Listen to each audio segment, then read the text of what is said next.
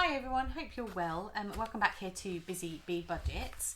And this is a bit late, but it's my September budget. And what's different this month is I've set myself the challenge of a no spend month. So from the 1st of September, I have really dialed back my my kind of spending in those categories, and I've set myself some rules. So those of you who kind of regularly watch, and thanks so much if you do, regularly know that I don't at the moment. For 2022, I haven't spent any money on clothing, and I'm also on a beauty diet where I don't buy any new makeup or anything like that unless I'm replacing something. And also I have put myself, which has been actually the most hard, on a home diet. So that's things like wreaths, cushions, scented candles, all the kind of stuff that I often usually pick up. I put myself a couple of months ago back on a home diet. So those three categories I'm really not spending on at all. And even when I set the beauty diet, I actually haven't bought any makeup at all since I did that, just because nothing's run out and I'm kind of not just buying things just for the sake of it. So I decided to use September for a couple of reasons. I think August had got a bit busy, and really nice busy, but just loads of social things, lots of days out, lots of trips, lots of meals, and it was just getting quite expensive. And I just noticed that I was kind of falling back into those bad habits. So although I was still hitting like sinking funds goals and other things, it was just I was conscious I was like shelling out a lot of money each week. So I thought September, back to school, even though obviously I'll work, sadly not at school anymore, but just a bit of a reset, move into autumn.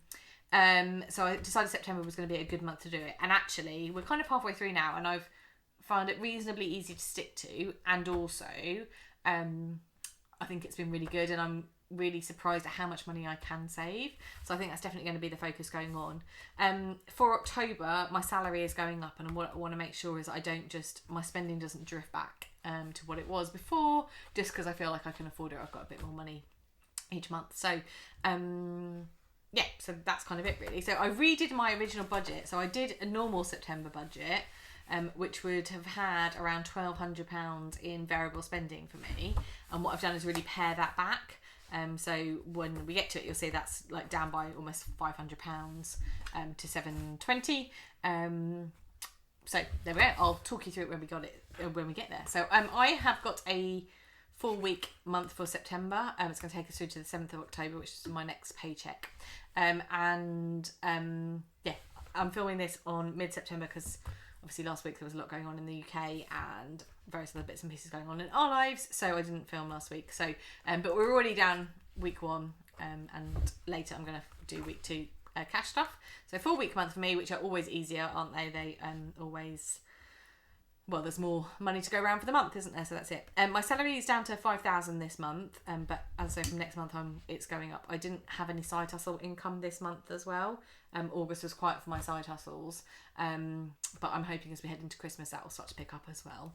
And then my fixed costs, so $5,000 for income, and then my fixed costs are coming in at $2,350 this month. And bills is currently at $1,400, but I've actually just reduced my gas and electric direct debit. It won't take effect till next month, till October. But I had built up quite a credit, so I think I was £900 in credit with them. And now that the cap's been introduced and the rebate and things, I felt like probably I didn't need to keep overpaying to such an extent. So reduce the bills down to...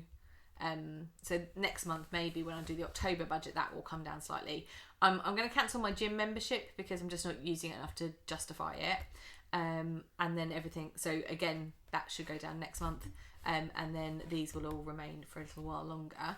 And then the variable spending is kind of really where it's different this month. So as I say, usually my variable spending, depending on if it's a 4 or 5 week month, is somewhere between like $1,200 to $1,400 usually is what I've been spending. So what I did for week 1 was stuffed 380 actually.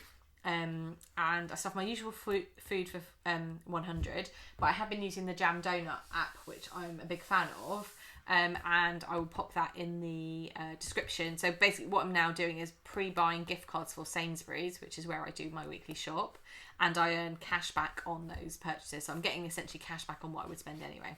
So what I've been doing is putting £60 or £70 on food onto the app, and then keeping £30 back just for anything else that we pick up. And 100 for us is about right. So that covers obviously grocery shopping for my husband and myself. We both tend to eat all our meals at home. Like, we don't take lunch to work and those types of things. But it also covers all my cleaning products. It covers the dog's food, and it also covers things like toiletries. So basically shampoo, deodorant. I buy all of that stuff at the supermarket. So that £100 covers that. Fuel, I stuffed £100 because I needed to fill my tank up. It's costing me about £85 at the moment to fill my tank up. So I haven't actually done that many miles so far this month, and I've got £15 left. We'll see when we kind of get to cash stuffing. So that's that. £40 I stuffed for self-care. Usually I spend a couple of £100 on self-care. I had a massage booked, so I didn't want to cancel it because obviously it's income for her. But what I didn't do is agree to anything else that month. So I only stuffed 40 in self-care, and I think usually it's 200 a month. So that's massively reduced. Same with social. Usually it's around 150, and I stuff 50. My kind of rules around no spend are reasonably relaxed. It's more just so no sort of coffees and those types of things, no social things that I can't get out of. So there was something that I did for work, which cost me £45, but I couldn't really not do that. So although it came out of social, I feel like that was a sort of mandatory element. But I haven't booked anything else in. We haven't got any meals out. We haven't got anything social planned for the rest of the month. Miscellaneous, I'm still stuffing £10 a week just to give us a bit of, well, in case anything crops up for the house particularly, but that's £40. Spends, I gave myself £20 just in case of emergencies, but I still haven't touched that. Giving, I still wanted to give each week, so I'm still stuffing my giving envelope. And fitness is for 50 because although technically I think on a no spend month I could have cancelled all of those things, but actually like I paid for boxing and yoga and swimming, and I still wanted to remain active even though it was a no spend month. So I still think that's pretty reasonable considering all the things that I do. So so that's it. So week 1 saw me stuffing 380, and then when weeks 2, 3 and 4 will see me stuffing 120 into my envelopes, which is mainly the food and then just miscellaneous and giving. So basically what I stuffed last week and what will be rolling over is kind of all that I'm planning to stuff this week. But what that did do is help me free up a lot more money to go into my sinking funds. So at the moment I've got a buffer of 280, which I'm deciding how I'm going to use. I've got £200 to restuff gifts.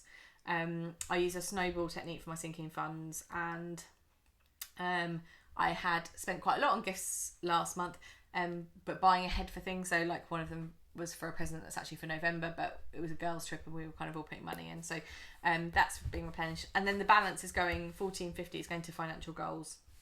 So that being said, that's kind of all being put away. I bought a business earlier in the year, and that's helping to pay for some PR for it, to help build that brand as we kind of head into Christmas.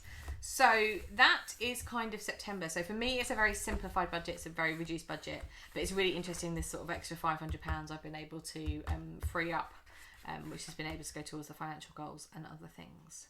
So that is what September currently looks like. As I film this, it's like the 15th today, and we're halfway through No Spend September. I actually think it's going to be really good to complete it. I don't think there's anything that's going to throw me off course, and I think I might do it again in November. Just again, because it's one of those months where my husband's away quite a lot, so there's less social stuff going on. It'll be colder, it'll be winter, and it'll be quite nice to hunker down.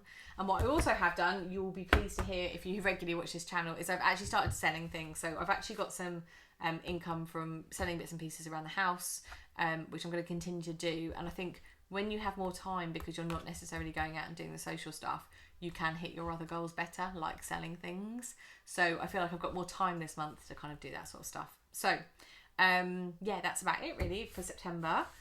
Thanks for putting up with my ramble as always. And I hope that I'll see you in my next video, which will be my week 2 cash stuff. Obviously a very quick cash stuff. But there we go. So have a lovely day and I'll see you soon. Bye.